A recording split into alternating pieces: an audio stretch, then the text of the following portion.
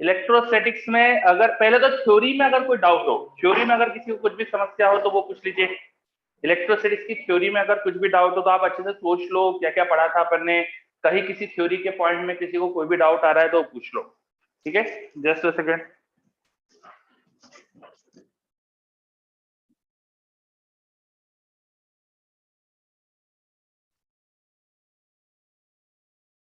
हाँ बताइए, क्यूबी का क्वेश्चन आपके डाउट आ रहे हैं, पर थोड़ा सा वेट करें, अपन पहले थ्योरी का देख लेते हैं फिर क्यूबी पे आएंगे। सर बाहर वाले चार्ज के कारण अंदर फील्ड हो सकती है ना शेल में? नहीं बेटा, अगर कंडक्टिंग शेल है, कंडक्टिंग स्फीयर है तो कंडक्टर के अंदर नहीं होगी, पर नॉन कंडक्टिंग है तो ऑफकोर्स हो सकती है। ठीक है, देखो कॉन्सेप्ट क्या है, एक बार शॉर्ट में फिर से बता देता हूं। मान लो मेरे पास एक कंडक्टिंग स्फीयर है, this is a conducting sphere, या शेल भी ले सकता हूं, दोनों चीजों के अंदर एक ही कॉन्सेप्ट आएगा। अगर बाहर कोई चार्ज रखा है तो चार्ज की वजह से इसकी सरफेस पे चार्ज जो होंगे वो डिस्ट्रीब्यूट हो जाते हैं। कंडक्टिंग है तो charge can flow over the surface, conducting है तो charge can flow over the surface. तो बाहर चार्ज रखने की वजह से इसकी सरफेस के चार्जेस डिस्ट्रीब्यूट हो जाएंगे, और due to the redistribution of charge on the surface, जो भी सरफेस पे चार्ज है और जो भी ये चार्ज है मिलकर अंदर जीरो फील्ड बनाते हैं। इन दोनों की नेट फील्ड, जैसे यहाँ पर मान लीजिए कुछ चार्ज डिस्ट्रीब्यूट होकर यहाँ पर इस तरह से चार्ज आ गया है, कुछ जगह पे प्लस कुछ जगह माइनस हो सकता है डिपेंडिंग अपॉन कि क्यूब कितना स्ट्रॉन्ग है। तो अंदर हर पॉइंट पे ये चार्ज और ये इंड्यूस चार्जेस मिलकर अंदर इलेक्ट्रिक फील्ड जीरो बनाते हैं। ठीक है, हाँ, और पोटेंशियल जीरो नहीं होता बेटा, पोटेंशियल कांस्टेंट होता है। इलेक्ट्रिक फील्ड जीरो का मतलब पोटेंशियल जीरो नहीं होता है, पोटेंशियल कांस्टेंट। इंफिनिटी से वहां तक लाने में जो वर्क डन होगा, अंदर अंदर इलेक्ट्रिक फील्ड जीरो है तो अंदर अंदर अपन को वर्क नहीं करना पड़ेगा, लेकिन इंफिनिटी से सरफेस तक लाने का तो वर्क होगा, तो जो सरफेस से पोटेंशियल होगा वो अंदर हो जाएगा, अंदर हर पॉइंट पे पोटेंशियल एक जैसा हो जाएगा। ठीक है, चलो कंडक्टिंग में ये होगा। अब ये चीज ध्यान रखना, अकेले चार्ज की कोई इलेक्ट्रिक फील्ड पूछे तो वो होगी, अकेले चार्ज की वजह से तो इलेक्ट्रिक फील्ड हो सकती है, इस इंड्यूस चार्ज की अकेले की इलेक्ट्रिक फील्ड हो सकती है, दोनों की मिलकर नेट इलेक्ट्रिक फील्ड जीरो होती है, दोनों की मिलकर नेट इलेक्ट्रिक फील्ड जीरो होती है। हाँ, और अंदर जो इंड्यूस, अंदर अगर कोई कैविटी के अंदर चार्ज रखा है, मान लो इसके अंदर एक कैविटी है, एक कंडक्टर है, इसके अंदर कैविटी है, तो कैविटी के अंदर जो भी चार्ज रखा है और कैविटी की इनर सरफेस पे जो चार्ज इंड्यूस होता है, ये दोनों मिलकर तो बाहर हर जगह इलेक्ट्रिक फील्ड जीरो बनाते हैं, और बाहर हर जगह इलेक्ट्रिक फील्ड जीरो बनाते हैं तो पोटेंशियल भी जीरो होता है, क्योंकि इनकी बाहर इंफिनिटी तक इलेक्ट्रिक फील्ड जीरो है। तो पोटेंशियल जब निकालेंगे ना अपन इन चार्जेस की वजह से, तो इलेक्ट्रिक फील्ड का ही तो इंटीग्रेशन करते हैं अपन, displacement vector from infinity to that point, तो ये इलेक्ट्रिक फील्ड जीरो है, इन दोनों की वजह से मिलकर बाहर electric field zero, electric field zero तो पोटेंशियल भी जीरो आएगा। ठीक है, चलो इज दिस क्लियर?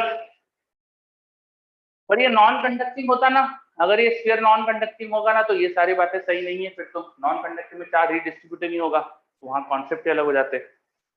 ठीक है, अब मेरे पास डाउट आया कि इसमें क्यू पर फोर्स होगा क्या, इसमें एक स्मॉल क्यू चार्ज पे फोर्स होगा क्या, तो बाहर के चार्जेस जो है, ये जो बाहर रखा हुआ चार्ज है और जो ये इंड्यूस चार्ज है, इनका मिलकर अंदर इलेक्ट्रिक फील्ड जीरो होती है, तो इनकी वजह से अंदर फोर्स भी जीरो आएगा। इस चार्ज और ये सरफेस पे इंड्यूस चार्ज की वजह से मिलकर अंदर हर पॉइंट पे इलेक्ट्रिक फील्ड जीरो होती है, तो अंदर हर पॉइंट पे फोर्स भी जीरो आएगा। ठीक है, अब बचा ये इंड्यूस चार्ज जो इनर सरफेस पे, वो अंदर फोर्स लगा सकता है, तो इस क्यू चार्ज पे जो भी फोर्स लगेगा वो केवल इस सरफेस के इंड्यूस चार्ज की वजह से आएगा। और अगर ये इंड्यूस, ये जो हमारी इनर सरफेस है वो एक स्फेरिकल हो गई और एकदम चार्ज के सेंटर पे, तब फोर्स जीरो हो जाएगा। ठीक है, इस समय ये जो मैंने रैंडम सरफेस बनाई है इसकी वजह से हो सकता है कि क्यूब पे फोर्स आ जाए, पर अगर मेरे पास अंदर की सरफेस कैविटी बिल्कुल स्फेरिकल शेप की हो, कॉन्सेंट्रिक होना जरूरी नहीं है, किसी भी जगह पे बन सकती है, ये कोई कैविटी है, इसके ठीक सेंटर पे हमने प्लस क्यू चार्ज रखा है, स्फेरिकल कैविटी, तो कैविटी की इनर सरफेस पे एकदम सेंटर पे चार्ज रखने से बिल्कुल एक जैसा चार्ज इंड्यूस होगा, हर जगह एक जैसा यूनिफॉर्म चार्ज डिस्ट्रीब्यूशन आएगा। तो अब जब यूनिफॉर्म चार्ज डिस्ट्रीब्यूशन होगा ना यहाँ पे माइनस क्यू का, तो उसकी वजह से प्लस क्यू पे फोर्स जीरो आएगा, यहाँ पर फोर्स जीरो होगा, यहाँ जरूरी नहीं कि जीरो, क्योंकि ये नॉन यूनिफॉर्म डिस्ट्रीब्यूशन है। ठीक, चलो और किसी को कोई डाउट? ये बहुत कॉमन डाउट होता है, इसको रिवाइज कर लेना अच्छी बात होती है कि कंडक्टर के बाहर के चार्जेस और बाहर की सरफेस के चार्ज मिलकर अंदर इलेक्ट्रिक फील्ड जीरो बनाते हैं, और अंदर कैविटी के अंदर रखा चार्ज और अंदर इंड्यूस चार्ज मिलकर बाहर इलेक्ट्रिक फील्ड जीरो बनाते हैं। चलो, और कोई डाउट? और कंडक्टर की थ्योरी में किसी को कुछ भी प्रॉब्लम, इलेक्ट्रोसिटी में कहीं कुछ भी डाउट?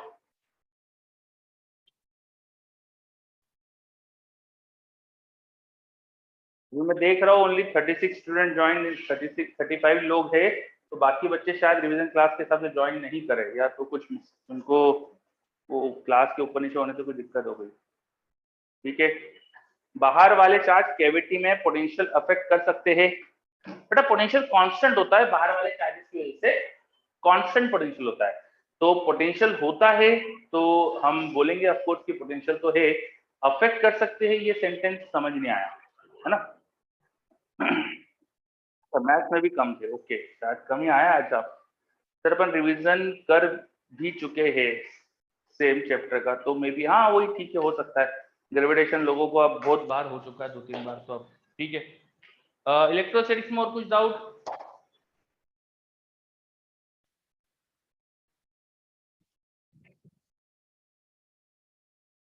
कोई भी डाउट नहीं दिख रहा क्या? आप लोगों ने अब इलेक्ट्रोस्टैटिक्स के लिए ना क्वेश्चन बैंक पूरी कर लो, 1 2 3 4 पूरी कर लो, और आई थिंक 1 2 3 4 आपने ग्रेविटेशन की स्टार्ट कर ली होगी, है ना? और मेरे पास एक कुछ लिखा हुआ है, how a conductor with positive charge can have negative potential. एक कंडक्टर जिससे पॉजिटिव चार्ज है उसका पोटेंशियल नेगेटिव हो सकता है क्या? तो आंसर इज यस, हो सकता है। व्हाई? बिकॉज आसपास कोई बहुत बड़ा नेगेटिव चार्ज रख दो, मान लो यहाँ -q चार्ज रखा हुआ है, इस पे थोड़ा सा पॉजिटिव चार्ज था, अब वो इस -q की वजह से इंड्यूस हो जाएगा, यहाँ पर एक ज्यादा चार्ज हो जाएगा, ठीक है? दोनों की वजह से मिलकर जो है पोटेंशियल है, वो हो सकता है नेगेटिव आ रहा हो, क्योंकि ये चार्ज ज्यादा पोटेंशियल बना रहा होगा, हो सकता है नेगेटिव आ रहा है, ठीक है? चलो, ग्रेविटेशन के 1 2 3 4 कर लिए, बहुत बढ़िया। ग्रेविटेशन के 1 2 3 4 और ये सब अच्छे से कर लो, इलेक्ट्रोस्टैटिक्स की भी। अब अपन ये थ्योरी, अगर आपकी कोई दिक्कत नहीं है तो फिर डाउट्स पाए जाते हैं आपके, ठीक है? क्वेश्चन बैंक में कुछ बच्चे डाउट बोल रहे थे, तो क्वेश्चन बैंक काय क्या बोल रहे थे? इलेक्ट्रोस्टैटिक्स का बोल रहे थे क्या आप? इलेक्ट्रोसिटी की क्वेश्चन बैंक ओपन कर लेता हूँ, चलो मैं, जस्ट अ सेकेंड।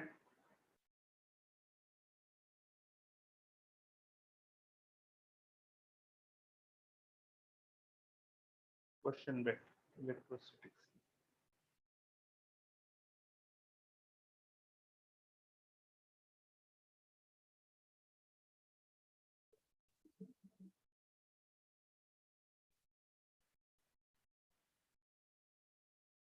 ठीक है। कौन सा क्वेश्चन बोल रहे थे इसमें आप?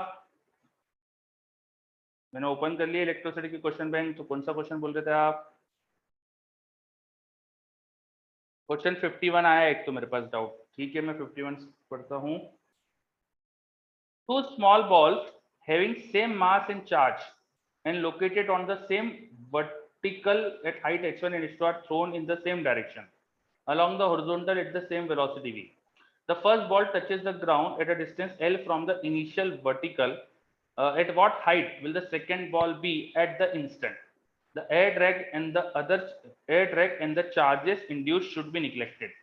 अच्छा, क्वेश्चन बहुत आसान है, देखो ये, अगर आप इसको सेंटर ऑफ मास से सोचोगे ना तो बहुत आसान क्वेश्चन है, ठीक है? दो स्मॉल बॉल है, उनपे सेम मास है, सेम चार्ज है, वो सेम वर्टिकल लाइन पे h1 h2 हाइट पे थी पहले। तो क्वेश्चन कुछ ऐसा है हमारे पास कि हॉरिजॉन्टल से कुछ हाइट पर दो बॉल्स है, ये हॉरिजॉन्टल लाइन, यहाँ पर एक बॉल है, यहाँ पर एक बॉल है, इस बॉल की हाइट h1 थी और ये दूसरे वाली बॉल की हाइट h2 थी, ठीक है? फिर क्या करा गया है, दोनों को सेम वेलोसिटी v से प्रोजेक्ट करा है हॉरिजॉन्टल डायरेक्शन में। अब पहली बॉल जमीन पे टच कर गई, उस समय दूसरे की हाइट पूछी है, तो ऐसा कुछ होगा कि दोनों बॉल को वेलोसिटी प्रोवाइड करी हॉरिजॉन्टल, उसकी वजह से ये दोनों में रिपल्शन होगा, तो ये थोड़ा सा जल्दी जमीन पे गिर जाएगी, नॉर्मल पाथ से थोड़ा अलग पाथ होगा, बिकॉज इनमें रिपल्शन भी है, और रिपल्शन से हो सकता है कि थोड़ा सा ऊपर जाके फिर गिरे, ऐसा हो सकता है, ठीक है? पर जब एक बॉल जमीन पे गिरी तो दूसरी बॉल की हाइट जो होगी वो आप आसानी से निकाल सकते हो, क्यों? क्योंकि इनका जो सेंटर ऑफ मास है ना, ये दोनों में जो आपस का फोर्स है वो तो सिस्टम का इंटरनल फोर्स हो गया, तो सेंटर ऑफ मास का मोशन तो बिल्कुल वैसे ही होना चाहिए जैसे नॉर्मल ग्रेविटी की वजह से मोशन होता है, सेंटर ऑफ मास उसी हाइट पे होगा, सेंटर मास उसी हाइट पे होगा जिस हाइट पे उसे होना चाहिए था अगर बॉल्स के बीच में फोर्स को काउंट भी नहीं करते तो भी। सेंटर मास की इनिशियल हाइट क्या होगी यहाँ पर, ये h2 प्लस h1 का हाफ होना चाहिए था यहाँ पे, this was h1 plus h2 का हाफ इनिशियल हाइट, और यहाँ से l डिस्टेंस पे बात करी जा रही है, तो l डिस्टेंस में टाइम कितना लगा होगा, टाइम होना चाहिए l बाई v, क्योंकि दोनों बॉल की हॉरिजॉन्टल स्पीड सेम है v है, दोनों बॉल की हॉरिजॉन्टल स्पीड सेम है v है, तो यहाँ से यहाँ आने तक का जो टाइम होना चाहिए वो होना चाहिए l बाई v। ठीक है, इतने टाइम में बॉल्स यहाँ से यहाँ पहुंचेगी। अब इतने टाइम में सेंटर मास को कितना नीचे आ जाना चाहिए था, तो initial height minus half gt square, इतना उसकी हाइट होना चाहिए थी सेंटर मास की, तो height of centre mass easily निकाल सकते हैं, वो हो जाएगा हमारे पास initial height which is h1 plus h2 by 2 minus half gt square, t को डाल देना l बाई v, ये सेंटर मास की हाइट है। और जो सेंटर मास की हाइट है, अब क्योंकि बॉल्स का मास सेम है तो इस सेकंड मास को ठीक इसकी डबल हाइट को होना चाहिए, है ना, जो भी ये हाइट आएगी इनके एग्जैक्ट बीच में होगा ना सेंटर मास, तो ये जो बॉल है इसकी हाइट एग्जैक्टली 2h होना चाहिए थी बस, तो answer should be 2h, double कर देना, इसका आंसर आ गया। ठीक है, मेरे पास एक डाउट आ रहा है, इसमें एनर्जी कंजर्वेशन नहीं लगा सकते क्या, लगा सकते हो, कोई ऐसा दिक्कत नहीं है, मतलब आपको टाइम से जाना ही पड़ेगा, देखो क्योंकि एल डिस्टेंस दी है तो किस समय सेंटर मास की क्या हाइट है वो तो टाइम से निकलेगा, है ना, तो एनर्जी कंजर्वेशन से कुछ ज्यादा हाँ हाँ कोई दिक्कत नहीं, जिसको कोई डाउट नहीं है वो कोई दिक्कत नहीं, क्लास छोड़ सकता है। मैं पर आपको बता देता हूँ, मैं अगर डाउट आपके कम रहेंगे तो मैं क्वेश्चंस करवाऊंगा कुछ ग्रेविटेशन के, ठीक है, ग्रेविटेशन के क्वेश्चंस भी करेंगे हम। 40 नंबर भी डाउट आया मेरे पास, क्वेश्चन नंबर 40 देखते हैं। The outer surface of shell is earthed, then identify the correct statement. ये अलग ही क्वेश्चन है कि इसका कुछ है, अच्छा 36 से 41 का है। An empty thick conducting shell of inner radius A and outer radius B is shown in the figure. If it is observed that the inner face of the shell carries a uniform charge density minus sigma and the surface carries a uniform charge density plus sigma. अच्छा ठीक है, अब 40 number बोला है, if the outer surface of shell is earthed and identify current statement, only the potential outer surface will become zero. No, conductor का पूरा potential zero होगा, पूरे कंडक्टर एक ही पोटेंशियल पे होता है। गोगंदी पहले तो डाउट ही डिस्कस करेंगे बच्चों के यार अपन। B, charge on the outer surface also become zero, हाँ क्योंकि बाहर की सरफेस पे कुछ चार्ज बचेगा तो यार पोटेंशियल अंदर और बाहर बाहर का पोटेंशियल जीरो नहीं हो पाएगा, तो charge on the outer surface should also become zero, नहीं गलत हो रहा है सेंटेंस से, सॉरी गलत हो रहा है, एक सेकंड थोड़ा सा सोच लेता हूं मैं, हाँ हाँ सही है स्टेटमेंट। देखो क्यों सही है, क्योंकि हमारे पास जो सिचुएशन है ना, ये जो थिक कंडक्टर की, यहाँ अंदर कुछ चार्ज डेफिनेटली होना चाहिए था, तभी तो यहाँ पे नेगेटिव चार्ज आया होगा, अंदर कुछ चार्ज होना चाहिए था तभी यहाँ नेगेटिव चार्ज आया होगा, और इन दोनों की वजह से मिलकर बाहर पोटेंशियल तो जीरो ही होता है, इन दोनों की वजह से मिलकर बाहर पोटेंशियल तो जीरो ही होता है, और तुम जब इसको ग्राउंड करोगे तो पोटेंशियल जीरो ही होना चाहिए, तो ये दोनों तो मिलकर बाहर पोटेंशियल जीरो ही बना देते। अब अगर बाहर की सरफेस पे चार्ज आ जाएगा तो पोटेंशियल जीरो नहीं बचेगा, है ना, तो इसलिए बाहर का चार्ज ही जीरो हो जाना चाहिए, तो ये सेंटेंस बिल्कुल सही है, जब हमने इसको ग्राउंड कर दिया तो आउटर सरफेस का चार्ज भी जीरो हो जाएगा। ठीक, C statement, the outer surface attains negative charge, तो गलत है, देखो जीरो हो रहा है चार्ज, तो negative charge on the inner surface decreases, negative charge अंदर का जो उसको कोई फर्क पड़ेगा नहीं, केवल बाहर के चार्ज पे फर्क पड़ेगा।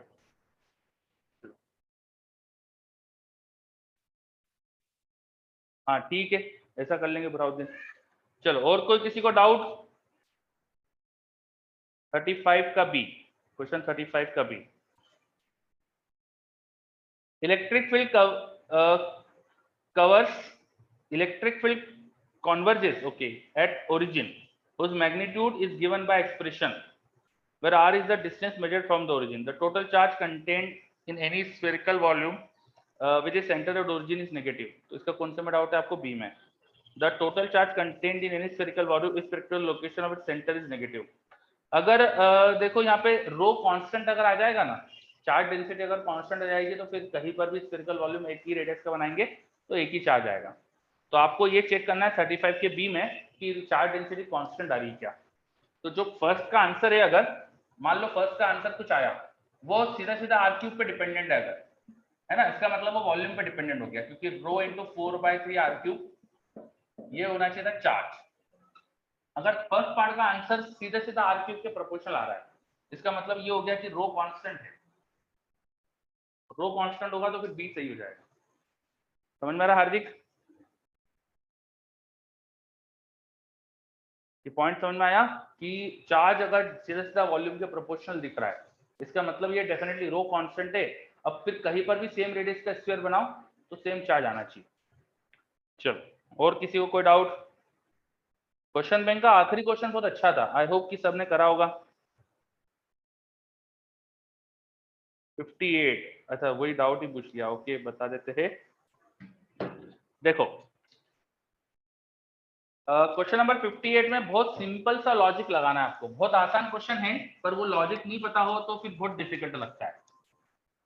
तो लॉजिक क्या है वो अगर तुम समझ लोगे तो तुम्हें भी बहुत आसान लगेगा।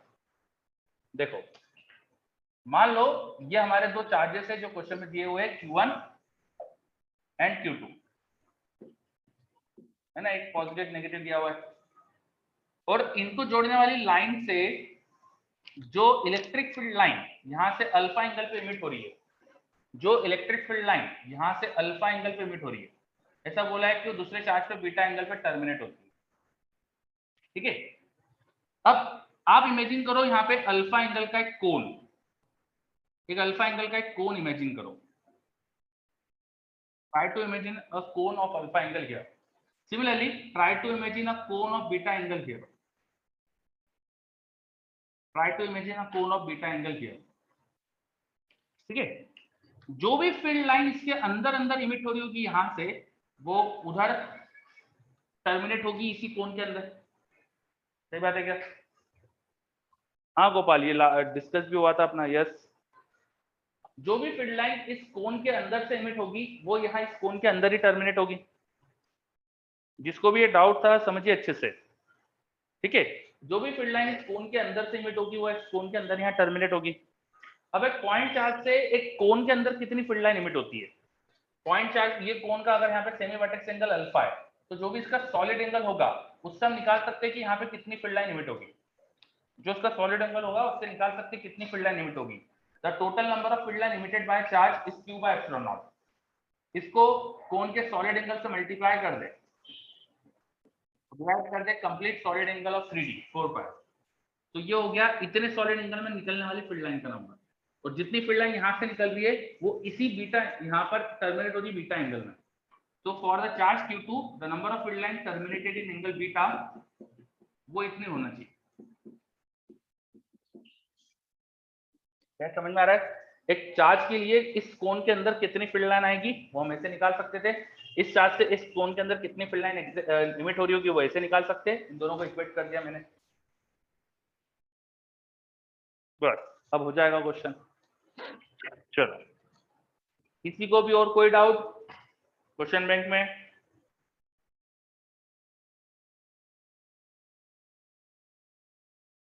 चलो सभी बच्चे, सर दोनों को इक्वेट करने का लॉजिक अभी बोला था ना, ये यहाँ से जो फील्ड लाइन इमिट हो रही है वही तो यहाँ टर्मिनेट हो रही है।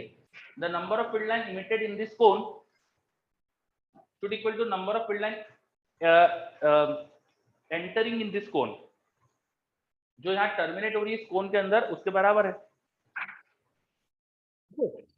सॉलिड एंगल वाला लॉजिक समझ नहीं आया, फिर से बता देते। देखो, एक चार्ज से जो फील्ड लाइन इमिट होती है वो पूरे 3D स्पेस में इमिट होती है। एक चार्ज से जो फील्ड लाइन इमिट होती है वो पूरे 3D स्पेस में इमिट होती है। तो पूरे 3D के स्फीयर का उस चार्ज पे सॉलिड एंगल होता है 4 पाई। 4 पाई charge by epsilon naught, this is the total number of field line emitted by a charge.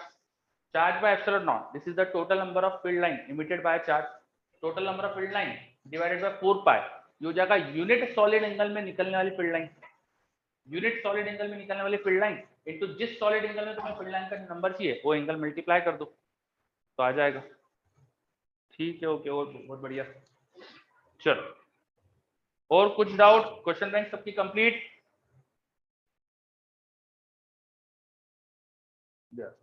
Okay, तो फिर अब मैं कुछ क्वेश्चन देता हूँ आपको ग्रेविटेशन के।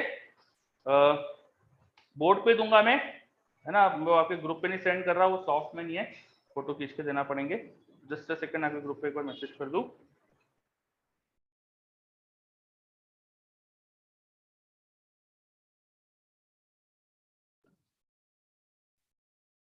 ठीक है,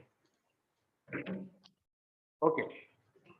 तो ग्रेविटेशन से रिलेटेड क्वेश्चन स्टार्ट करते हैं। पहले तो कुछ आसान क्वेश्चन से स्टार्ट करते हैं, धीरे धीरे देखेंगे मिक्स क्वेश्चन से, कुछ टफ भी लगेंगे, कुछ आसान भी होंगे।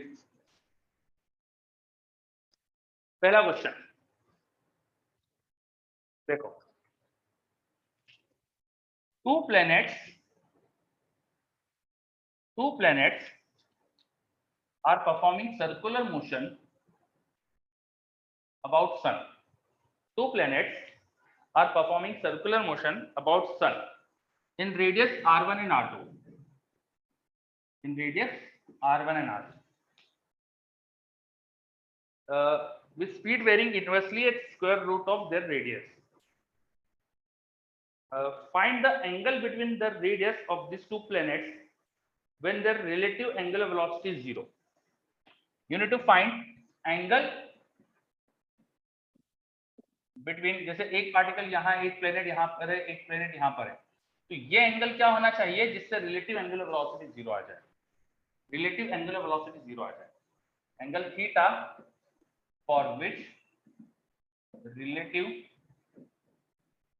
Angular velocity is zero, relative angular velocity is zero. Question repeat कर देता हूं। Two planets A and B describe circles of radius r1 and r2 around sun. दो प्लेनेट है आपके पास ए और बी, सन के अबाउट r1 r2 की रेडियस में रिवॉल्व कर रहे हैं, ठीक है, with speed varying inversely as the square root of their radius. जो होता ही है नॉर्मल ग्रेविटेशन में अपन ने पढ़ा है कि स्क्वायर रूट ऑफ रेडियस के इनवर्सली प्रोपोर्शनल होता है स्पीड। अपन ने पढ़ा था किसी ऑर्बिट में स्पीड होती है √gm/r, है ना, तो वही यहाँ पर स्पीड है। आगे बोला है find the angle between the radius of this two planet when the relative angular velocity is zero. Theta निकालना है जिससे इनकी रिलेटिव एंगुलर वेलोसिटी जीरो है। करो।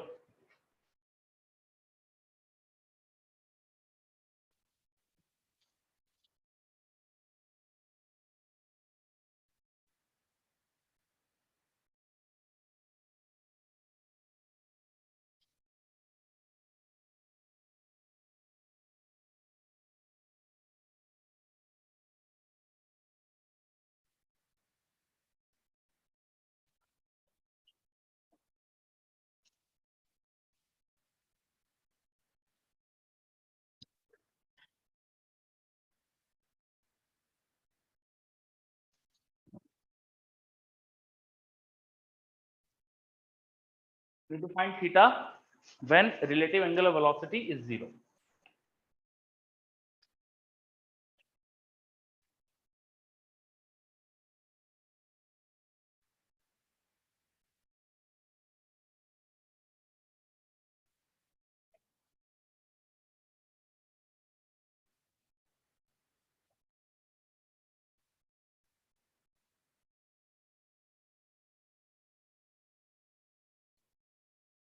रिलेटिव एंगुलर वेलोसिटी कैसे फाइंड करते हैं ये आपको पता होना चाहिए इस क्वेश्चन को अटेम्प्ट करने के लिए। तो रिलेटिव एंगुलर वेलोसिटी पता है सबको? What is relative angular velocity, ये अच्छे से पता है? हाँ, वेरी गुड, करो फिर।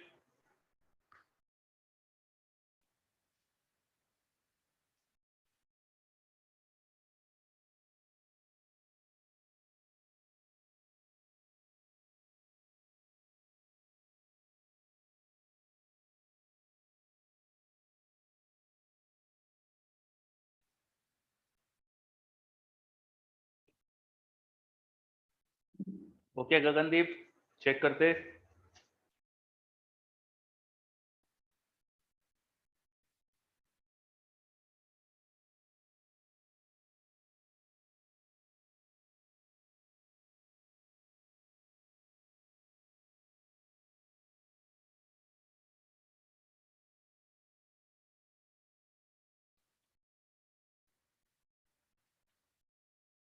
नहीं यार गगनदीप, थोड़ा आपका आसान आंसर है, इतना थोड़ा बड़ा आएगा।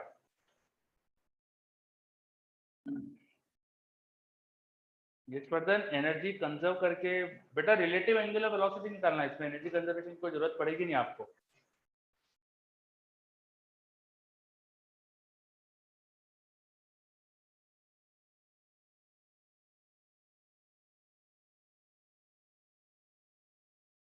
सिद्धेश नहीं बेटा, सर्वेश नहीं,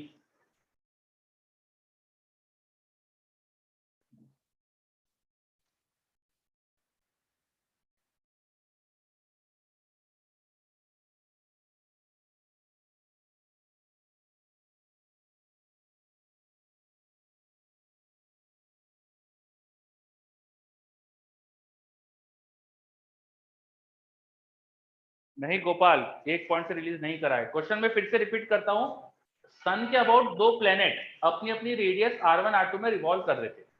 सन के अबाउट दो प्लेनेट अपनी अपनी रेडियस R1 R2 में रिवॉल्व कर रहे थे, और आप जानते हो किसी प्लेनेट को जो ऑर्बिटल रेडियस होती है वो रूट ऑफ R के इनवर्सली प्रोपोर्शनल होती है। ठीक है, ये दोनों प्लेनेट अपने अपनी रेडियस में घूम रहे थे। अब क्या है, किसी इंस्टेंट पे इन दोनों को रिलेटिव एंगुलर वेलोसिटी जो दिख रही है, किसी एक के रिस्पेक्ट में दूसरे की जो रिलेटिव एंगुलर वेलोसिटी दिख रही है वो जीरो है। तो वो एंगल क्या होगा, इन दोनों की रेडियस के बीच में एंगल क्या होगा, है ना, they are not release from same point. ठीक है, हमें बस ये बताना है कि जब दोनों की रिलेटिव एंगुलर वेलोसिटी जीरो दिख रही होगी तो एंगल क्या होगा।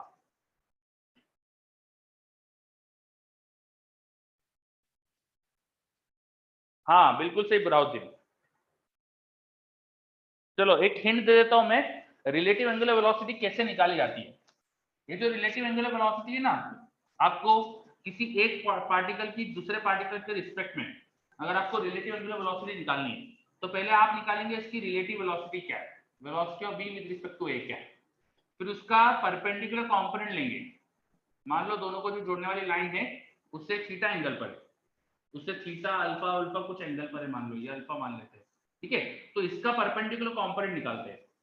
बी बी ए का परपेंडिकुलर कंपोनेंट वो जाएगा बी बी ए साइन अल्फा, उसको डिवाइड कर देते हैं दोनों के बीच की डिस्टेंस से, आर से, या बी से ए की जो भी डिस्टेंस है वो उससे डिवाइड कर देते हैं। तो ये मिलता है मुझे relative angular velocity of B with respect to A. ऐसे निकाली जाती है रिलेटिव एंगुलर वेलोसिटी।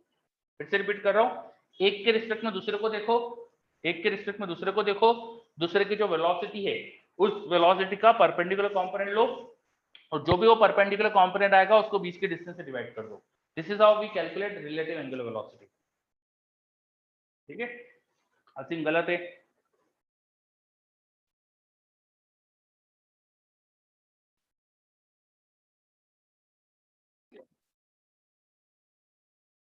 चलो अब इससे आपको समझ में आ रहा होगा कि आपको रिलेटिव एंगुलर वेलोसिटी जीरो करना है तो करना क्या है। बताओ क्या समझ में आ रहा है यहां से। अगर रिलेटिव एंगुलर वेलोसिटी जीरो है इसका मतलब क्या हुआ।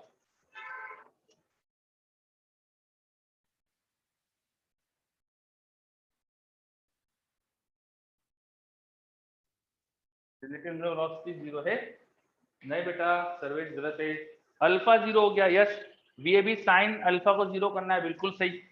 इसका मतलब ये हो गया कि जो रिलेटिव वेलोसिटी है ना वो दोनों को लाइन जो ज्वाइन कर रही है उसके अलोंग आ जाए, दोनों को जो लाइन ज्वाइन कर रही है उसके अलोंग आ जाए, है ना। मतलब पार्टिकल बी की वेलोसिटी उसके टेंजेंट के अलोंग होगी, पार्टिकल वन की वेलोसिटी उसके टेंजेंट के अलोंग होगी, है ना, ये उसकी वेलोसिटी होगी, बी ए बोल दो, इसको बी बी बोल दो, और दोनों को जो लाइन ज्वाइन कर रही है वो ऐसे आ जाए। ठीक है, अगर इन वेलोसिटीज का रिलेटिव देखने पर जो भी एक्सप्रेशन आ रहा है वो इस वेक्टर के अलोंग ही आ जाए तो अपना काम हो जाएगा। VB minus V A should be along this line. ठीक है, VB vector minus V A vector should be parallel to A B vector. ये हो जाएगा तो अपना काम हो जाएगा, जो भी रिलेटिव वेलोसिटी का वेक्टर है वो इसके वेक्टर के पैरेलल ही आ जाएगा तो अपना काम हो जाएगा।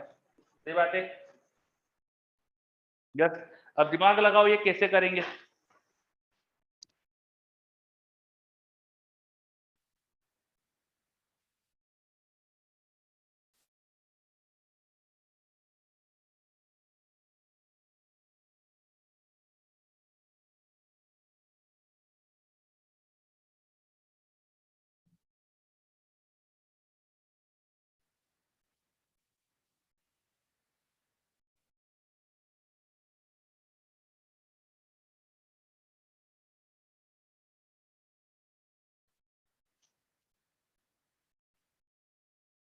नहीं सम्यक, मेरे पास तो आंसर कुछ अलग ही लिखा हुआ है, बड़ा सा एक आंसर है। हाँ गोपाल, ऐसा कर सकते हैं। नहीं गोपाल, पैरेलल है ना, तो डॉट थोड़ी, दो वेक्टर का पैरेलल होने से क्रॉस प्रोडक्ट जीरो होगा, क्रॉस प्रोडक्ट निकाल के जीरो कर दो, ठीक है।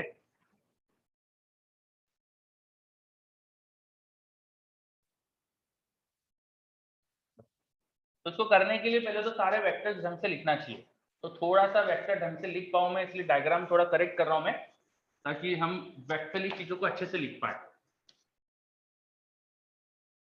इसलिए डायग्राम को थोड़ा चेंज कर रहा हूं, ठीक है। मान लो ये सन था और एक प्लेनेट बिल्कुल यहाँ था और दूसरा प्लेनेट किसी एंगल पे यहाँ था, ये बी, ये A. Velocity of A will be perpendicular to its radial direction, tangent direction में होगी, वेलोसिटी ऑफ बी उसके टेंजेंट डायरेक्शन में होगी। Now these velocities are also proportional to root of radius, inversely proportional to root of radius. तो VB होना चाहिए proportional to 1 upon root R2 और VA होना चाहिए proportional to 1 upon root R1। मतलब हम इनको ऐसा कुछ ले सकते हैं, कोई proportionally constant जैसा बना लो कि वे कुछ constant लिख लो, तो VB हो जाएगा K by root R2, VA हो जाएगा K by root R1, ठीक है। अब अगर ये एंगल थीटा है, ये एंगल थीटा है, तो आर वेक्टर, इस पार्टिकल ए का वेक्टर सन से देखें, सन को ओ मान ले, ओ ए वेक्टर हो जाएगा r1 वेक्टर, r1 वेक्टर को मैं लिख सकता हूं उसका मैग्नीट्यूड r1, उसकी डायरेक्शन का यूनिट वेक्टर है।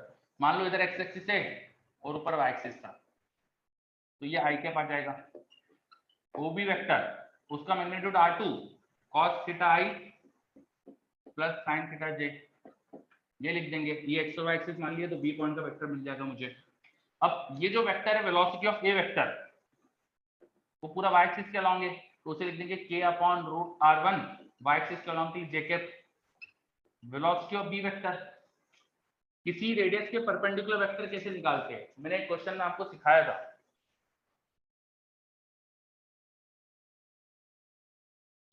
बोलो, एक क्वेश्चन में आपको सिखाया था मैंने, किसी पॉइंट का अगर आपको कोऑर्डिनेट पता है तो उसके परपेंडिकुलर डायरेक्शन का यूनिट वेक्टर, अगर किसी पॉइंट के कोऑर्डिनेट x, y है तो एक्स आई प्लस वाई है, आर वेक्टर होता है, और उसके परपेंडिकुलर वेक्टर होता है माइनस वाई आई प्लस एक्स जे, माइनस वाई आई प्लस एक्स जे, माइनस वाई आई प्लस एक्स जे। इसके कोऑर्डिनेट अगर मान लो एक्स वाई है, तो इसका जो परपेंडिकुलर डायरेक्शन का वेक्टर है ना, वो आ जाएगा माइनस वाई आई प्लस एक्स जे।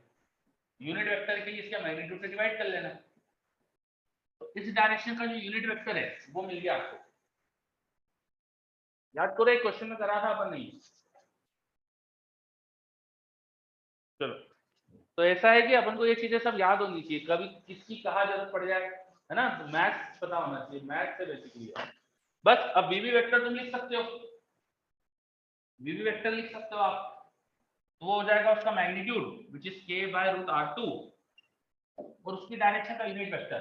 अब इस पॉइंट के कोऑर्डिनेट तुमको पता थे, तो इस वेक्टर का परपेंडिकुलर डायरेक्शन का यूनिट वेक्टर वो आ जाएगा माइनस साइन थीटा आई कैप प्लस कॉस थीटा जे कैप। इस वेक्टर में आई और जे के कंपोनेंट को चेंज कर लेना, आई वाला नेगेटिव कर देना और मैग्नीट्यूड r2 से डिवाइड कर देना, तो ये आ जाएगा यूनिट वेक्टर।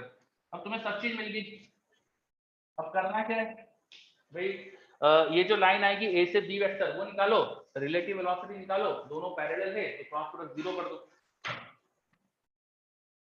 दोनों पैरेलल है तो क्रॉस प्रोडक्ट जीरो कर दो, है ना। वाई आई माइनस एक्स जे आएगा, नहीं बेटा, हमको इसका y component negative, x component negative, y component positive दिख रहा है, x component negative, y component positive दिख रहा है, तो इसलिए जो वो नीचे वाला वेक्टर होता है ना, वो होता है वाई आई माइनस एक्स जे, ये वाला वेक्टर, ये वेक्टर होगा माइनस वाई आई प्लस एक्स जे, ठीक। चलो, तो अब करना क्या बचा है, अब बचा है कि a से b का वेक्टर लिखो, उसका क्रॉस प्रोडक्ट करो velocity of b with respect to x और ये जीरो करो। a से b का वेक्टर कैसे लिख सकते हैं, b पॉइंट का जो पोजीशन वेक्टर था वो भी vector minus O A vector cross vb vector minus va vector, this should be zero. अब आप ये कर सकते हो, आगे करो, निकालो आंसर।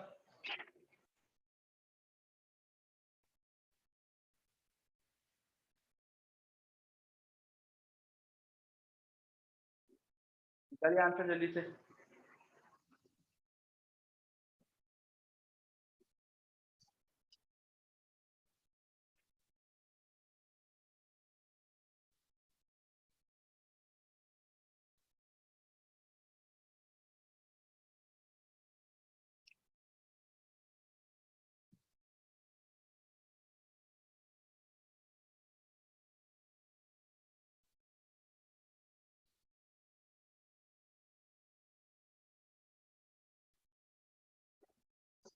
गगन जी पूछ रहा है इतने कॉम्प्लिकेटेड क्वेश्चन आते हैं क्या? बेटा ये कॉम्प्लिकेटेड नहीं है, ये नॉर्मल क्वेश्चन है और आईआईटी एडवांस में ऐसे ही क्वेश्चन एक्सपेक्ट करो आप, ठीक है? और ये कॉम्प्लिकेटेड नहीं है, इसमें थोड़ा सा मैथ्स है यार और कुछ भी नहीं है। आप लोग आईआईटी का मैथ्स सॉल्व करने वाले हो, आपके लिए तो ये बहुत आसान क्वेश्चन है। This is not a complicated question, ठीक है? ये सब आपको लगना चाहिए बाएं हाथ का खेल, ठीक है? ये ऐसे क्वेश्चन है, हाँ थोड़ा सा लेंदी है बस और कुछ नहीं है। बिल्कुल सही ईशान, जैसे मैथ्स में थोड़ा सा वेक्टर पढ़ लोगे तो आसान हो जाएगा। हाँ सर अभी तक ऐसे एक बार भी नहीं करे इसलिए थोड़ा सा डर लगता है।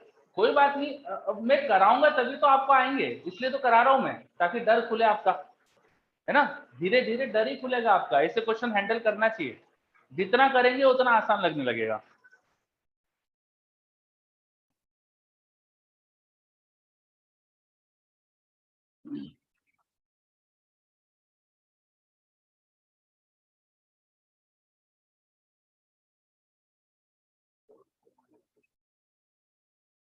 हाँ बहुत बड़ा आंसर आएगा इसका। तो इसका आंसर देखो मेरे पास जो लिखा हुआ है आंसर वो मैं बता देता हूँ तुमको। इसको सॉल्व करेंगे तो जो थीटा आ रहा है वो आ रहा है कॉस इनवर्स, मेरे पास कॉस इनवर्स पे लिखा है आंसर, और क्या लिखा है, root of R1 R2 times root R1 plus root R2 plus ही है ना, हाँ, upon R1 root R2 minus R2 root R1, ऐसा कुछ लिखा हुआ है, नहीं नीचे भी प्लस ही। अच्छा मेरे पास ये आंसर लिखा हुआ है देखो, क्या यही आ रहा है क्या आपका आंसर?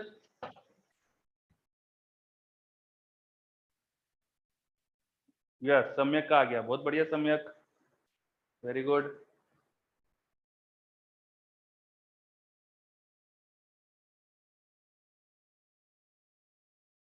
अच्छा नीचे मैंने थोड़ा सा मिस्टेक कर दिए, ये R1 रूट R1 और R2 रूट R1 ये है नीचे, डिनोमिनेटर मैंने गलती से ऐसा लिख दिया था, वो कैंसिल हो रहे थे ऊपर नीचे, है ना? ये है अब सही लिखा है मैंने, ठीक है? सम्यक सही है ये डिनोमिनेटर।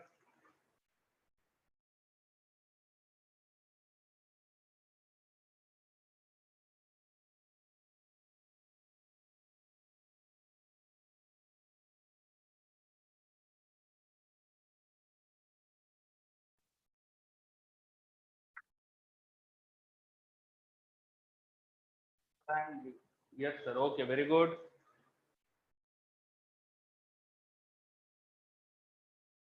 ओके सम्यक, हाँ हाँ ठीक है, आप अगर V1 V2 के टर्म में निकाल लो तो भी चलेगा और बाद में V1 V2 की वैल्यू डाल देंगे, ठीक है? वो भी सही है, बहुत बढ़िया। चलो तो थोड़ा सा वेक्टर्स लग रहा था क्वेश्चन में, चलो आगे बढ़े। अब ये सबको क्लियर हो रहा है क्वेश्चन कैसे करना था? हाँ ओके वेरी गुड। चलो अब नेक्स्ट क्वेश्चन करते हैं अपन, नेक्स्ट क्वेश्चन करते हैं, जस्ट अ सेकेंड। और ऐसे क्वेश्चन दो, हाँ ऐसे क्वेश्चन बहुत करेंगे अपन, मत टेंशन लो। लिखो अगला question,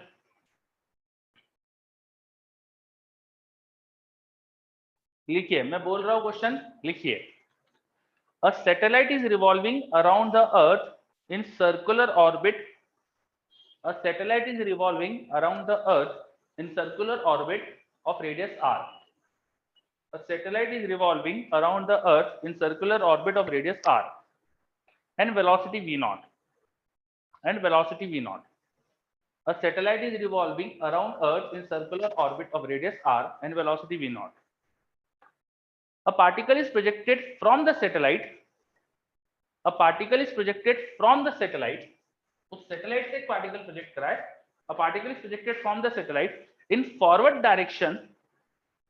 In forward direction with relative velocity. With relative velocity. In forward direction with relative velocity. V equal to v naught. V equal to v naught times root pi by 4 -1. देखो board पे लिखा है मैंने. ठीक है, तो question क्या है, अर्थ के अबाउट एक सैटेलाइट घूम रहा था. सैटेलाइट आर रेडियस में घूम रहा है और उसकी ऑर्बिट में जो स्पीड है सैटेलाइट की वो v नॉट है. अब उस सैटेलाइट से एक पार्टिकल को प्रोजेक्ट करा, फॉरवर्ड डायरेक्शन प्रोजेक्ट करा और रिलेटिव वेलोसिटी दी है. ये रिलेटिव है, ठीक है, रिलेटिव है. तो आगे, calculate its minimum and maximum distances from the earth during subsequent motion of particle. Calculate its minimum and maximum distances from Earth during subsequent motion of particle. During subsequent motion of particle. उस particle की subsequent जो motion होगी उसमें उसकी minimum और maximum distances क्या होंगे. करो.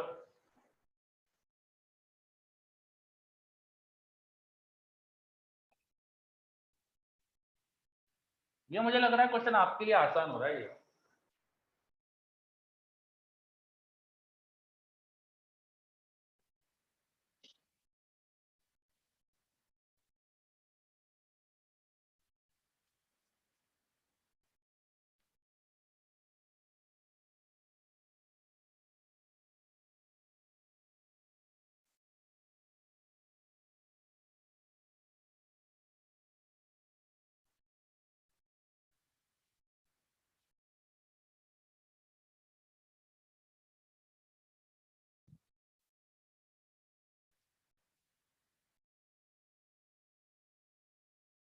हाँ बेटा ईशान बिल्कुल सही.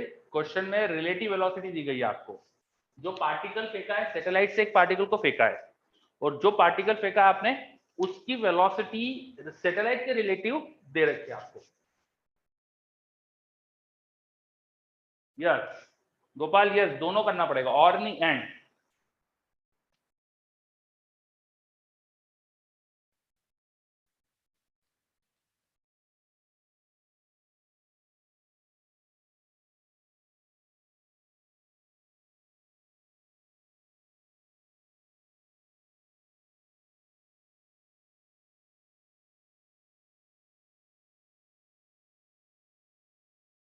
बिल्कुल सही ब्राउ यशवर्धन.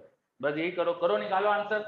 भाई करना क्या है समझ में आ रहा है, पर उसके बाद आंसर निकाल लेना बात अलग होती है. समझ में आना और सही सही आंसर निकाल लेना, इनमें भी काफी फर्क होता है. ठीक है,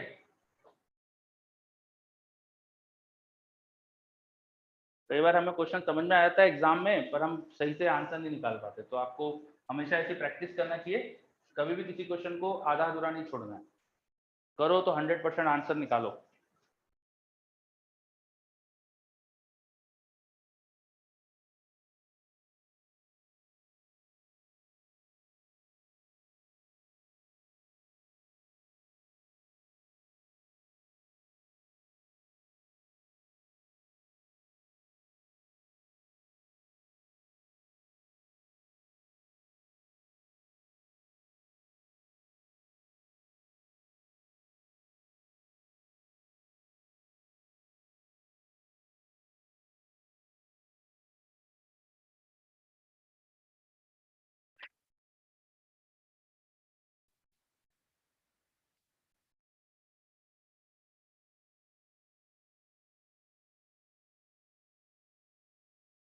जल्दी आंसर निकालिए, आई एम वेटिंग.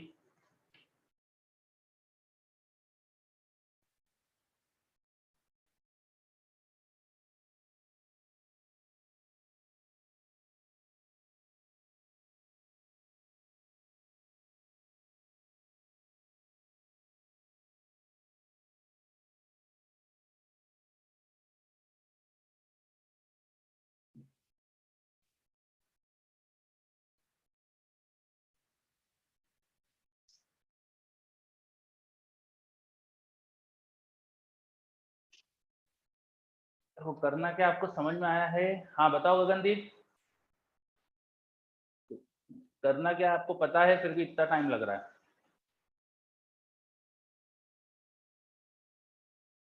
नहीं गगनदीप, गलत है।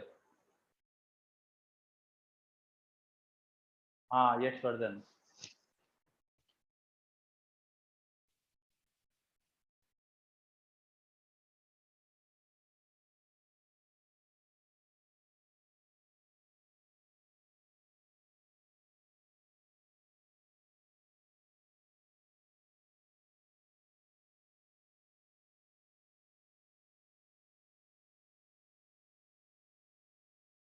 बिल्कुल सही ईशान, वेरी गुड। ईशान का सही जवाब आ गया है।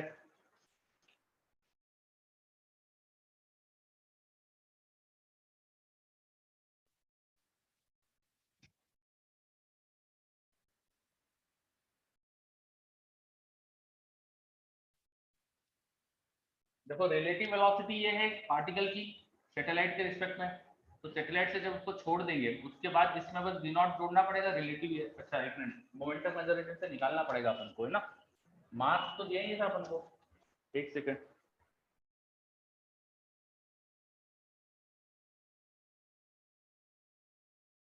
ठीक है।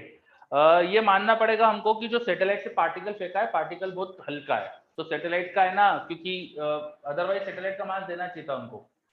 सैटेलाइट की भी वेलोसिटी चेंज होगी जब उससे पार्टिकल फेंकेंगे।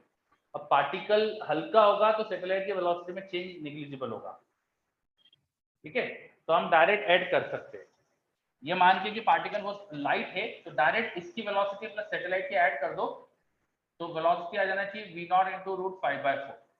मान लीजिए पार्टिकल का मास स्मॉल है, बस अब angular momentum conservation, energy conservation लगा दो।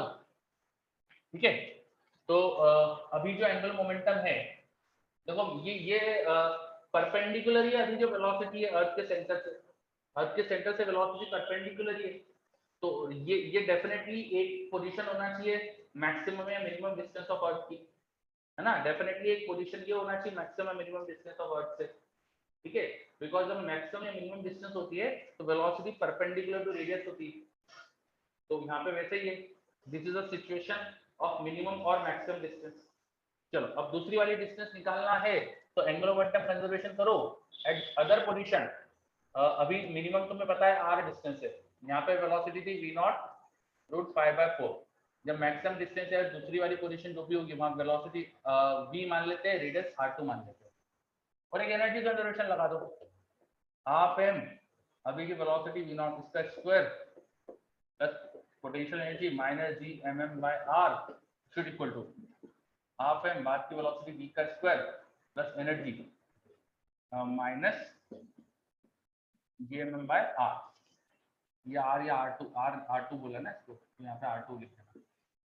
चलो या r2 निकालना है तो यहाँ से वेलोसिटी निकाल के सब्स्टिट्यूट कर दो, सॉल्व करो, आ जाएगा। तो r2 आ रहा है 5/3r, 5/3r।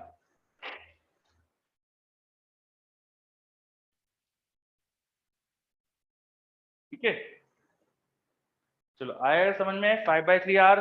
सर्वेश गलत है आपका, और क्वेश्चन में मास नहीं दिया था, पार्टिकल बोला है, तो ये एज्यूम कर सकते कि भाई बहुत लाइट होगा, है ना? ओके, हाँ मैंने वो जो छोटा सा पार्टिकल है उसका मास बाद में सॉल्व करने के लिए m मान लिया है, और क्योंकि ये डिस्टेंस r से ज्यादा है तो ऑफ कोर्स ये मिनिमम डिस्टेंस होगी, है ना? मिनिमम हो जाएगी r, तो ये हो गया मिनिमम डिस्टेंस, और मैक्सिमम इधर 5r/3 आ गया। कुछ ऐसा ऐसा पार्टिकल का पाथ होगा, ऐसा कुछ पाथ होगा ये रहा। ठीक, चलो ओके। अब देखो एक कॉन्सेप्ट और डिस्कस करते हैं हम, अब सैटेलाइट मोशन इन सब की बात चली रही है तो देखो, शायद मैंने आपको बताया नहीं सारे कॉन्सेप्ट, या आपने पढ़ा होगा 11th में तो पता नहीं। मान लो ये हमारी अर्थ या सन या कुछ भी है, कोई प्लेनेट है जिसके अबाउट सैटेलाइट रिवॉल्व कर रही है। अब इससे किसी डिस्टेंस r पे जाके अगर तुम्हें सैटेलाइट को सर्कुलर पाथ में घुमाना होता है, सैटेलाइट को सर्कुलर पाथ में घुमाना होता है ना? तो आप क्या करते हो? इससे किसी डिस्टेंस r पे जाके सैटेलाइट को सर्कुलर पाथ में घुमाना है, तो यहाँ पर सैटेलाइट को कुछ वेलोसिटी प्रोवाइड करते हो। कितनी वेलोसिटी प्रोवाइड करते हो? Root G M by R की स्पीड प्रोवाइड करते हो। बिल्कुल सही Sarvesh, root G M by R की स्पीड प्रोवाइड करते हो। अच्छा, दैट स्पीड जो भी आपको प्रोवाइड करना है वो बिल्कुल ऐसे होना चाहिए, रेडियल रेडियस के परपेंडिकुलर होना चाहिए, टेंजेंट डायरेक्शन होना चाहिए। जब आप टेंजेंट में स्पीड प्रोवाइड करोगे root G M by R की, तब सर्कुलर पाथ होता है ना। मान लो आपने टेंजेंट में स्पीड प्रोवाइड नहीं करी, यही स्पीड प्रोवाइड करी आपने बट एक एंगल पे प्रोवाइड करी, जो आपने स्पीड प्रोवाइड करी वो सेम है बट एक एंगल पे प्रोवाइड करिए, थीटा एंगल पे प्रोवाइड करिए, जो रेडियल डायरेक्शन है वहां से थीटा एंगल पे प्रोवाइड करिए। This theta is not 90 degree, ये 180 भी नहीं है। 180 मतलब नीचे आ जाएगा, 0 भी नहीं है, ऐसा ऊपर भी नहीं फेंका है, नीचे भी नहीं फेंका है, 90 भी नहीं है, तो बीच में किसी एंगल पे फेंक दिया और वेलोसिटी है, तब इलिप्टिकल पाथ होता है। बिल्कुल सही, अब तो पाथ इलिप्टिकल होगा। इस जो भी अब पाथ बनेगा उसके बारे में मुझे क्या क्या बता सकते हो? क्या उस इलिप्स का एक्सिस बता सकते हो कौन सा होगा? What will be the axis of that ellipse? What will be semi major axis of that ellipse? What will be semi minor axis of that ellipse? What will be time period of this satellite? Yes Gagandeep, तो आप लिख लो क्या क्या बताना है आपको, लिख लो। रचित बिल्कुल सही, सब बता सकते, वेरी गुड। चलो तो एक बार लिख लो कि इसमें क्या क्या आपको बताना है ना। डायग्राम बना लो और लिखो। पहली चीज एक्सिस ऑफ इलिप्स क्या होगा, दूसरी चीज semi major axis semi minor axis क्या होगा, तीसरी चीज उस इलिप्स की इसेंट्रिसिटी क्या होगी, अगली चीज बताना है आपको टाइम पीरियड क्या होगा।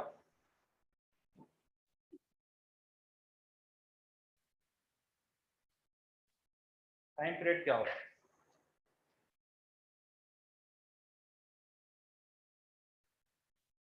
ठीक है, एक्सिस ऑफ इलिप्स बताना है, semi major axis semi minor axis बताना है, इलिप्स की इसेंट्रिसिटी बताना है, टाइम पीरियड बताना है।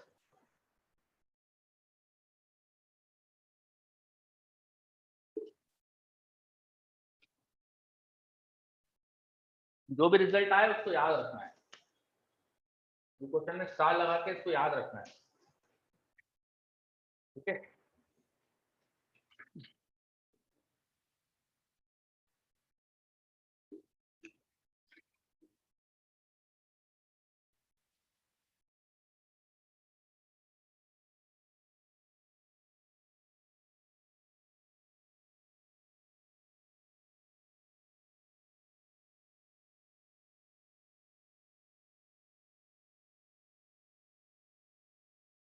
It's very interesting case.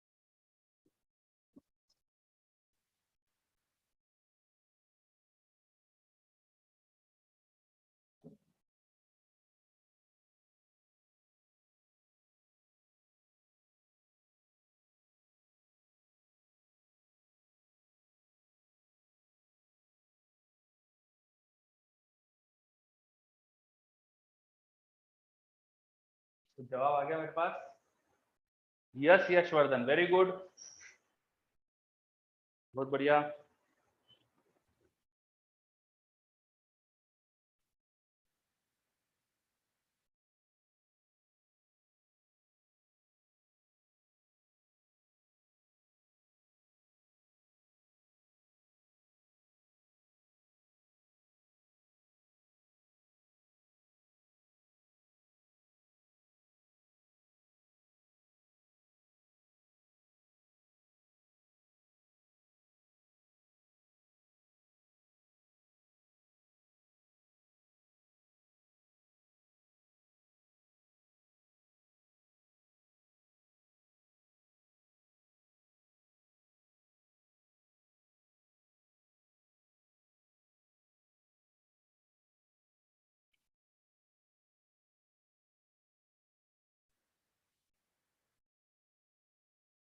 विदेश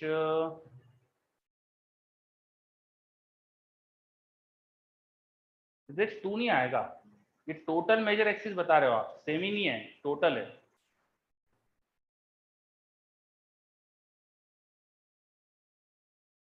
बिल्कुल सही सम्यक, बहुत बढ़िया।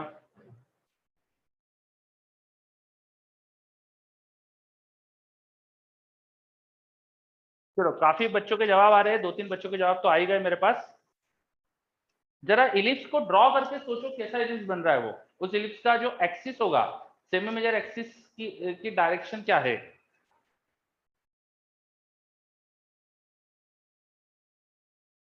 नहीं बुराउद्दीन,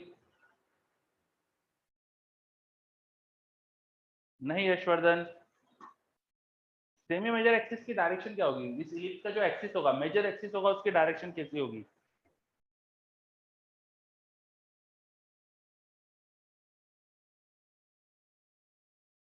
यस बिल्कुल सही रचित, टिल्टेड इलिप्स जैसा दिखेगा हमको, यस। पर कैसा दिख रहा है, रचित ने बिल्कुल सही बोला है, पर रचित उसको और कुछ तरीके से बोल के देखो, आपने जो बोला है उसे ड्रॉ करो और कुछ सोचो, उसके बारे में और क्या बता सकते हो। मेजर एक्सिस ऑफ इलिप्स कैसा दिखेगा।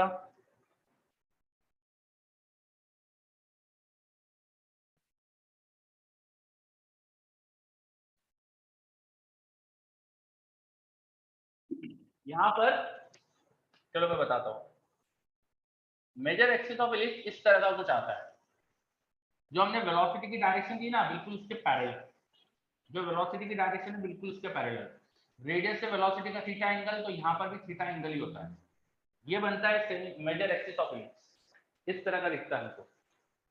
ठीक है, जो पोजीशन है उस पोजीशन से एक परपेंडिकुलर ड्रॉप करो यहाँ पर, ये बनता है इलिप्स का सेंटर, ये बनता है इलिप्स का centre, this is centre of the ellipse, ये सेंटर ऑफ द इलिप्स आता है, जो वेलोसिटी है वहां से ठीक परपेंडिकुलर ड्रॉप करो, एक वेलोसिटी के पैरेलल अर्थ से एक लाइन बना दो, तो ये हमारे इलिप्स का सेंटर, और इलिप्स अब आप ड्रॉ कर सकते हो, तो इलिप्स कुछ ऐसा दिखेगा आपको,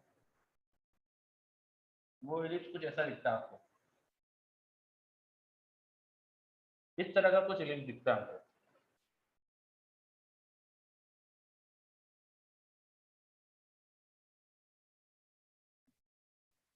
समझ में आ रहा है, ये इस तरह का कुछ इलिप्स बनता है।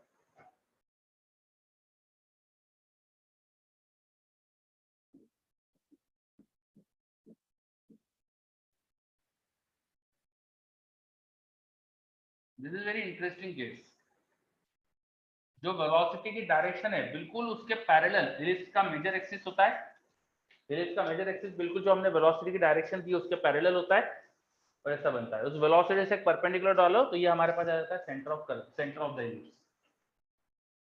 ठीक है, चलो ये मेरे को कैसे पता चला कि इलिप्स ऐसा ही बनेगा, तो मैं बताता हूँ आपको, बताता हूँ। आपने निकाला होगा सेमी मेजर एक्सिस और सेमी माइनर एक्सिस, तो आपका जो सेमी मेजर एक्सिस आ गया होगा वो आया होगा अर्थ के सेंटर से जो मैक्सिमम डिस्टेंस है, ये पूरी डिस्टेंस, जो पूरी डिस्टेंस आएगी ये आ जाएगी हमारे पास r into 1 plus cos theta, और ये मिनिमम डिस्टेंस आ रही होगी r into 1 minus cos theta, उससे सेमी मेजर एक्सिस निकालोगे तो that will be r, semi major axis निकालोगे तो दैट विल बी r, यहाँ से आगे डिस्टेंस r आएगी, इसका मतलब अर्थ के सेंटर से इलिप्स के सेंटर की डिस्टेंस होना चाहिए r इंटू कॉस थीटा, या r इंटू कॉस थीटा।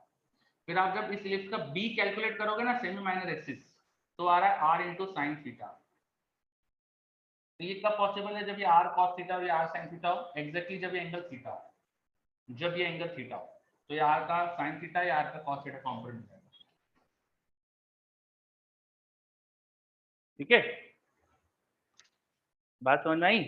हाँ, तो आपको बस सेमी मेजर एक्सिस और सेमी माइनर एक्सिस ये निकाल के समझ में आ रही थी चीजें, आप जब निकालोगे maximum distance from earth centre, तो आएगी r into 1 plus cos theta, r into 1 plus cos theta, minimum distance from earth centre वो आ जाएगी r into 1 minus cos theta.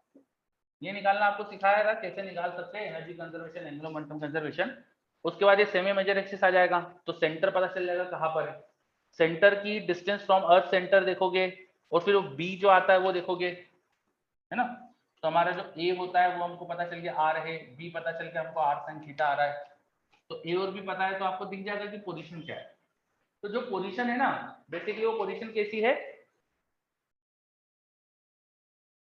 Yashvardhan बोल रहा है अपन डायरेक्टली वी को परपेंडिकुलर नहीं कर सकते। बेटा वी परपेंडिकुलर नहीं था ना इनिशियली आर के, तो कैसे कर सकते।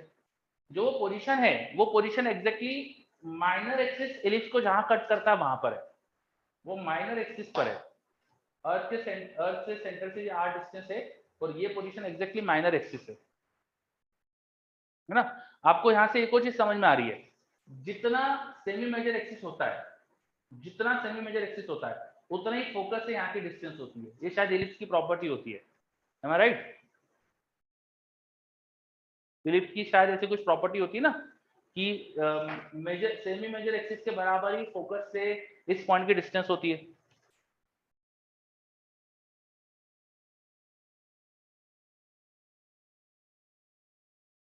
यस, चलो सर्वेश, हाँ E equal to cos theta आ जाएगा, बिल्कुल सही गगनदीप। सर्वेश पूछ रहा है सर मैक्सिमम मिनिमम डिस्टेंस के बाद क्या क्या है, तो फिर से बता देता हूँ। मैक्सिमम मिनिमम डिस्टेंस के बाद क्या करा है मैंने, मैंने अर्थ से मैक्सिमम मिनिमम डिस्टेंस निकाल ली। अब एक इलिप्स बना दिया हमने, एक इलिप्स बना लिया, ठीक है। उस इलिप्स में मुझे पता है कि अर्थ से मैक्सिमम डिस्टेंस कितनी है, वो थी ये। मिनिमम डिस्टेंस हमें पता है कितनी है, तो इनसे इनका सम करके हाफ करेंगे, सम करके हाफ करेंगे तो सेमी मेजर एक्सिस आ जाएगा। सेमी मेजर एक्सिस आ गया। सेमी मेजर एक्सिस यहाँ से जितनी डिस्टेंस पे होगा वो सेंटर हो जाएगा, इलिप्स का सेंटर। अब इलिप्स के सेंटर से अर्थ की डिस्टेंस देखी तो आर कॉस थीटा आ गई। फिर वो बी निकाल लिया आपने, सेमी माइनर एक्सिस निकाला, वो आ रही है आर साइन थीटा। वो सेंटर से ये परपेंडिकुलर लाइन पे होगा। अब हमने देखा डायग्राम में कि आर का इधर एंगल अगर थीटा होगा तभी तो ये आर कॉस थीटा होगा। This distance R cos theta, this distance R sin theta, इसका मतलब एक राइट एंगल ट्रायंगल। ये 90 डिग्री होता ही था, ये आर sin थीटा, ये आर cos थीटा, ये आर ही था, तो ये थीटा ही होना चाहिए था एंगल, ठीक है। चलो, तो ये बहुत स्पेशल टाइप का एलिप्स बनता है। पूरी चीज क्लियर। अब टाइम पीरियड भी निकाल सकते हो आप तो इसका, क्योंकि सेमी मेजर एक्सिस देखो क्या है, आर है, तो टाइम पीरियड वही होगा जो नॉर्मल सैटेलाइट मोशन का होता है। सर्कुलर ऑर्बिट में जो टाइम पीरियड आता है वही आता है, T square proportional to R cube बोलते हैं ना। टी स्क्वायर आ जाता है root G M upon, sorry 4 pi square by root G M होता है यहाँ पे इंटू आर क्यूब, ऐसा होता था ना proportionality constant, 4 pi square upon G M. Yes, तो टाइम पीरियड, क्योंकि ये सेमी मेजर एक्सिस देखो वही आ गया रेडियस के बराबर, तो टाइम पीरियड भी वही आएगा। तो ये क्वेश्चन याद रखना अच्छे से, है ना, बहुत इंपॉर्टेंट टाइप का क्वेश्चन है। स्पेशल कंडीशन से इसमें काफी सारी चीजें स्पेशल टाइप की हो रही है, इसलिए इसको अच्छे से याद रखना। बहुत बढ़िया, आगे बढ़ते फिर अगला क्वेश्चन करें। देखो आपका जो ऑफिशियल टाइम था क्लास ओवर करने का वो तो हो चुका है, तो आपको जब लगे, मैं तो क्वेश्चन बहुत सारे करा सकता हूँ, पर आपका ऑफिशियल टाइम तो हो चुका है, 3 लेक्चर हो चुके हैं, ठीक है। तो 2-3 क्वेश्चन और करते फिर छोड़ देंगे आपको। अगला क्वेश्चन लिखो, नेक्स्ट क्वेश्चन लिखो।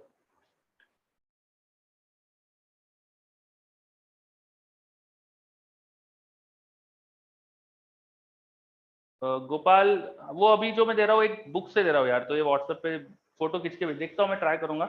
लिखो question.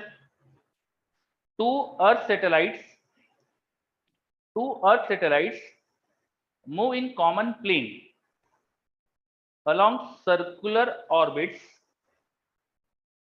Two earth satellites move in common plane along circular orbits.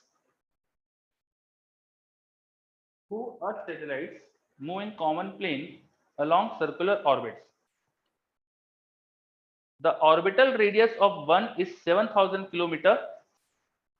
The orbital radius of one is 7,000 kilometers. Orbital radius of one is 7,000 kilometers, and while that for other is 70 kilometers less. And while that for other is 70 kilometer less. एक satellite की orbital radius 7,000 kilometre है और दूसरे की 70 kilometre less है, and while that for other is 70 kilometre less. आगे लिखिए, what time interval separates what time interval separates what time interval separates the periodic approaches of the satellites? What time interval separates the periodic approaches of the satellite to each other over the minimum distance? What time interval separates the periodic approaches of the satellites to each other? The periodic approaches of satellites to each other over the minimum distance. Over the minimum distance. G की value आप जानते ही है 6.67 into 10 power minus 11 और मास of अर्थ आपको दे दिया है 6 into 10 power 24. Mass of earth दे दिया है 6 इंटू 10 पावर 24 kg. जी तो आप जानते हैं 6.67 इंटू 10 पावर माइनस 11 क्या हो जाएगा kg sorry newton metre square plus per kg square. चलो क्वेश्चन समझ लो, किसी को क्वेश्चन को डाउट हो तो पूछ लीजिएगा. क्वेश्चन रिपीट कर दे रहा हूँ एक बार शॉर्ट में. दो अर्थ की सैटेलाइट है, कॉमन प्लेन में अलोंग सर्कुलर ऑर्बिट घूम रही है. दोनों की रेडियस दे रही है, एक की 7000 किलोमीटर है, दूसरे की 70 किलोमीटर कम है. ठीक है. What time interval separate the periodic approaches of the satellite to each other over the minimum distance? What time period separates the periodic approaches of the satellites to each other over the minimum distance? Question का language समझो और करो. Question में data दिया है तो आपको numerical answer देना है.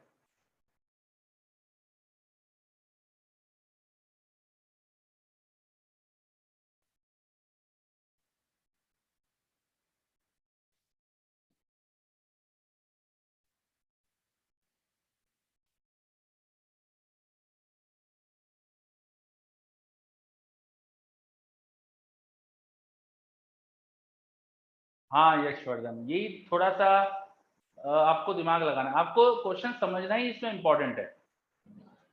अप्रोक्सीमेशन लेना पड़ेंगे. Yes Burhanuddin, yes.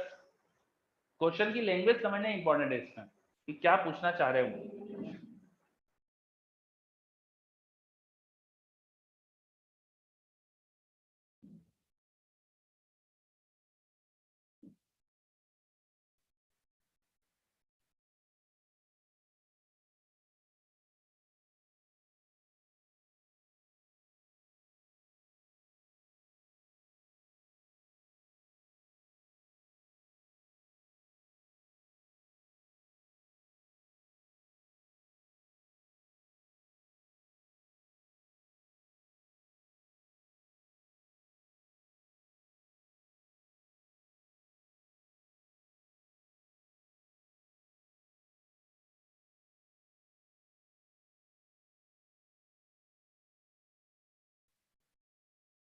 Same direction या डिफरेंट डायरेक्शन में घूम रहे हैं या आपको सेम डायरेक्शन में घूम रहे हैं. ठीक है.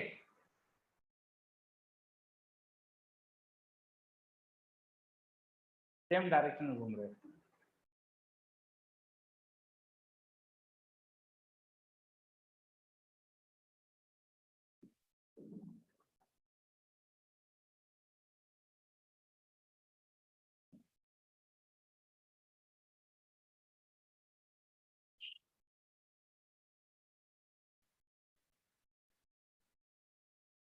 हाँ यशवर्धन बिल्कुल सही. एक तरह से यही पूछा है.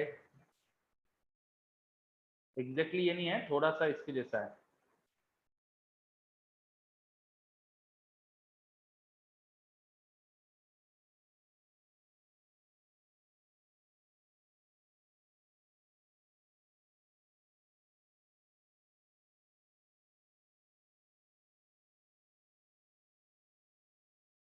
सम्यक नहीं, एक ही डायरेक्शन में घूम रहे हो.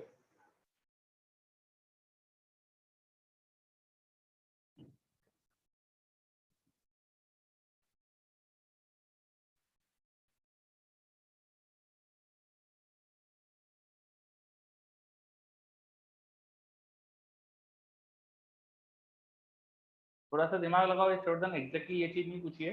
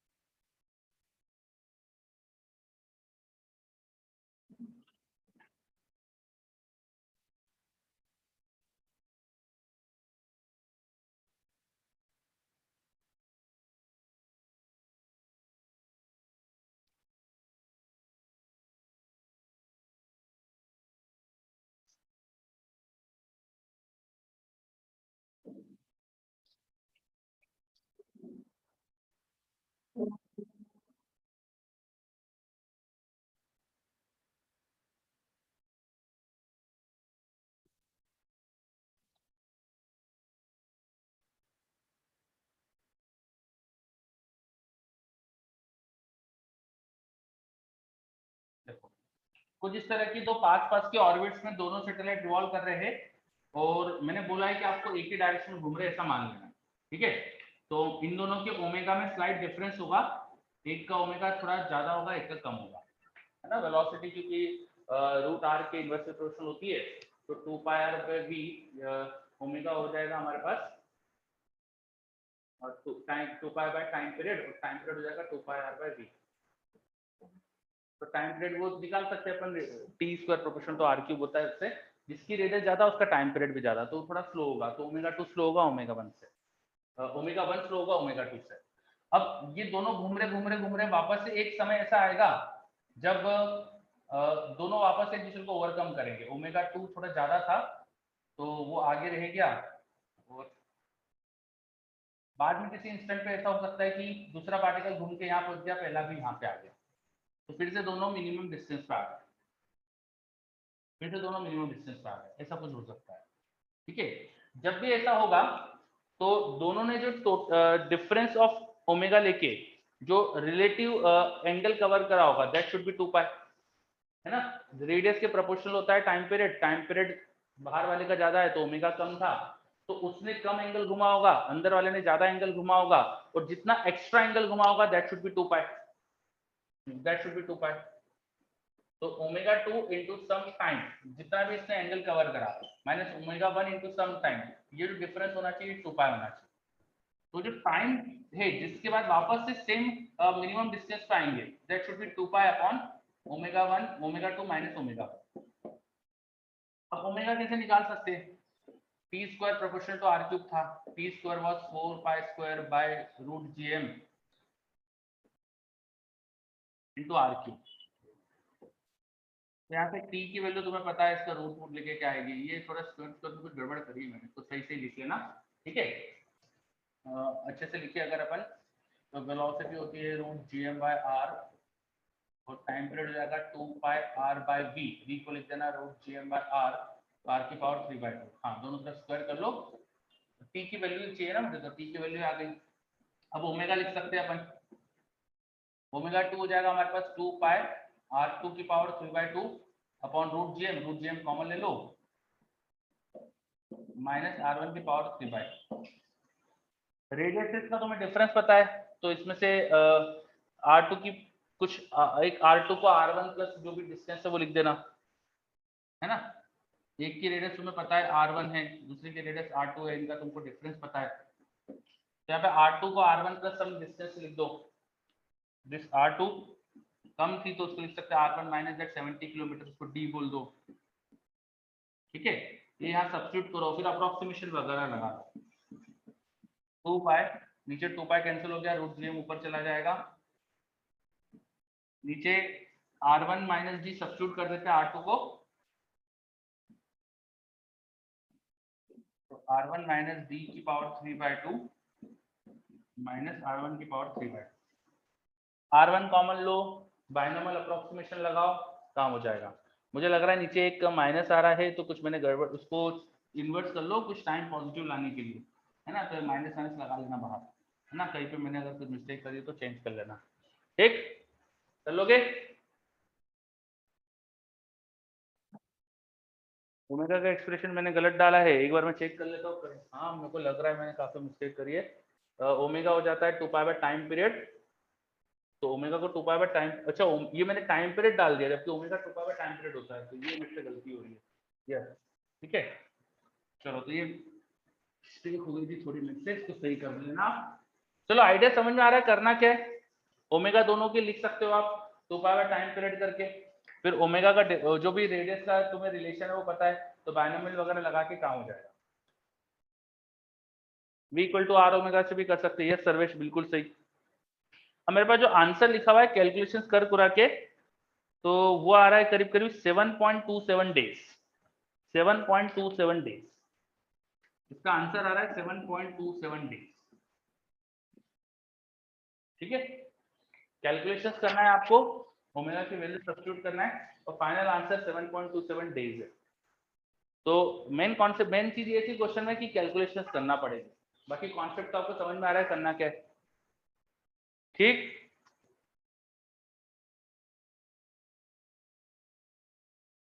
ओके चलो मैं ट्राई करता हूँ। देखो जो मेरे पास ये किताब है इसके क्वेश्चंस आपको मैं फोटो वगैरह खींच के भेज दूँ, है ना, तो आप करते रहना। ओके चलो सर डिफरेंस 2 पाई कैसे आया वो फिर से बता दूं। ये डीसी पांडे के क्वेश्चन दे रहा था मैं, डीसी पांडे की आती है प्रॉब्लम्स करके बुक, उसके क्वेश्चन दे रहा था।